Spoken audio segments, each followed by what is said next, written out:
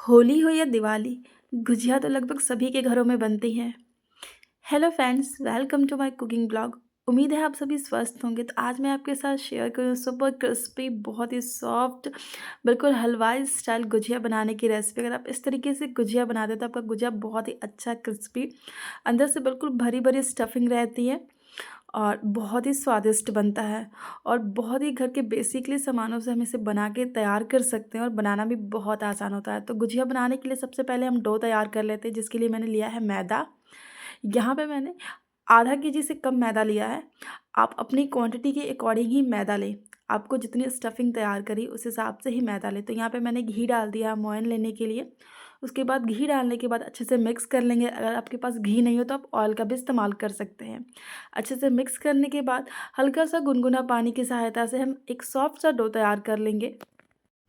मैदा जो है soft dough होना चाहिए, बहुत ही ज़्यादा गीला नहीं आटा हमें तैयार करना है। जैसे पराठों के लिए तैयार करते हैं वैसे नहीं, सॉफ्ट, जिससे पूड़ियाँ बनाने में, यानी जब हम गुजिया बनाने के लिए जब पूड़ियाँ बनाते हैं तो वो आसानी से फैल सके और सॉफ्ट बने। तो हमें सॉफ्ट यानी मसल मसल के अच्छे से सॉफ्ट डो तैयार करना है।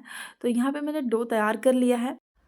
आटा गूँथने के बाद यानी डो तैयार करने के बाद उसे 10 से 15 मिनट के लिए साइड में ढककर छोड़ देंगे, अच्छे से सॉफ्ट होने के लिए। या किसी बर्तन या कॉटन के कपड़ों की सहायता से ऊपर हल्का सा ऑयल या तेल लगा के ढक के छोड़ दें साइड में, उसे सेट होने के लिए। जब तक डो हमारा सेट हो रहा है गुजिया का, तब तक हम स्टफिंग तैयार कर लेते हैं। तो यहाँ पे मैंने 1 कटोरी रवा यानी सूजी लिया है, उसे अच्छे से 3 से 4 चम्मच घी डाल के अच्छे से भून लिया है। भूनने लगभग 3 से 4 मिनट लग जाता है। और 3 से 4 मिनट में जो रवा हमारा गोल्डन कलर हो चुका था, यानी रवा हमारा भून चुका था, उसमें एक बर्तन लिया, उसमें डाल दिया था रवा को ट्रांसफ़र कर दिया था। साथ में मैंने डाल दिया था 200 ग्राम मावा और ये डेसिकेटेड नारियल। साथ में मैंने काजू और बादाम को ग्राइंडर जार में डाल के उसका पेस्ट बना के, मतलब पेस्ट नहीं, पाउडर फॉर्म कह सकते हैं, पाउडर फॉर्म बना के डाल दिया था। साथ में डाला था स्वाद के अनुसार पिसी हुई चीनी, इलायची और किशमिश। आप अपनी पसंद से कोई भी ड्राई फ्रूट ऐड कर सकते हैं। इलायची है तो आप ज़रूर यूज़ करें, इलायची से बहुत ही अच्छा फ्लेवर, खुशबू आता है। जब भी हम गुझिया खाते हैं उसका बाइट्स हमारे मुँह में जाता है तो बहुत ही अच्छी खुशबू आता है और टेस्ट भी बहुत ही लाजवाब होता है। तो मैंने उसका मिक्सर तैयार कर लिया है, जो हमें गुझिया के अंदर स्टफ़ करना है। आटा भी हमारा लगभग सेट हो चुका है, तो वापस से एक बार अच्छे से मसल लेंगे। और आप देख सकते हैं आटे का जो टेक्सचर है कितना सॉफ्ट और मुलायम है, यानी आटा हमारा ऊपर से बहुत ही ज़्यादा मुलायम दिख रहा है। तो अब ये आटा बिल्कुल परफेक्ट रेडी हो चुका है। तो छोटे छोटे पेड़े बना लेंगे, जिससे हमारी चपाती यानी छोटी छोटी पूड़ियाँ बेलना आसान हो जाएगा।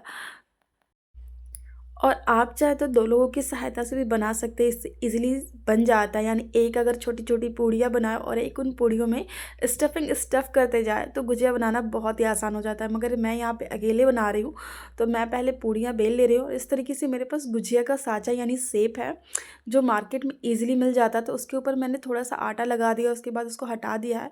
उसके बाद जो पूड़ी बनाया था उसको रख दिया। उसके बाद स्टफ़िंग मैंने स्टफ़ कर दिया। यहाँ पे मैं 2 चम्मच, यानी जिस हिसाब से साँचा उस हिसाब से स्टफ़ करें और हल्का सा ऊपर से पानी लगा दिया और दोनों हाथों से प्रेस करके अच्छे से दबा देंगे। और आप देख सकते हैं जो आपस में जो लेयर्स है वो अच्छे से चिपक चुका है पानी लगाने की वजह से, और गुजिया हमारा बिल्कुल परफेक्ट निकलता है। तो आप थोड़ा सा पानी ज़रूर लगाएं, वरना जब हम गुजिया तलते हैं और पानी लगाए बिना हम प्रेस करते हैं तो गुजिया तलते वक्त फट जाता है और पूरी स्टफिंग बाहर कढ़ाई में आ जाती है। तो हल्का सा पानी ज़रूर लगाएं। इस तरीके से बिल्कुल हमें स्टफ़ करना है। यहाँ पे हर गुजिया में लगभग 2 से ढाई चम्मच मैं स्टफिंग डाल रही हूँ। आपको ध्यान देना है कि स्टफिंग ओवर भी नहीं डालें, वरना जब हम प्रेस करते हैं तो कहीं न कहीं से वो फट के बाहर आ जाता है। तो आप एक बार ध्यान दें कि आपकी गुजिया के साँचे में कितने स्टफिंग एडजस्ट हो जा रहा है, उसी हिसाब से स्टफिंग आप डालें। तो मेरी जो गुजिया का साँचा है उसमें आराम से 2 से ढाई चम्मच स्टफिंग जो है वो अट जा रहा है, तो मैं उसी हिसाब से स्टफ़ कर रही हूँ। आप देख सकते हैं गुजिया सारा मैंने स्टफ़ करके रेडी कर लिया है। अब इसे फ्राई करना है। तो फ्राई करने के लिए यहाँ पे मैं पीनट ऑयल का इस्तेमाल कर रही हूँ। आप अपनी पसंद का ऑयल, घी किसी में भी फ्राई कर सकते हैं।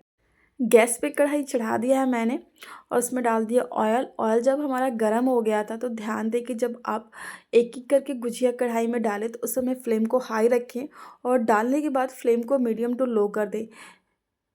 गुजिया को हमें मीडियम टू लो पर लगभग गोल्डन ब्राउन आने तक अच्छे से डीप फ्राई कर लेना है। लगभग 7 से 8 मिनट लग जाता है और 7 से 8 मिनट में गुजिया हमारा गोल्डन कलर में कन्वर्ट हो जाता है।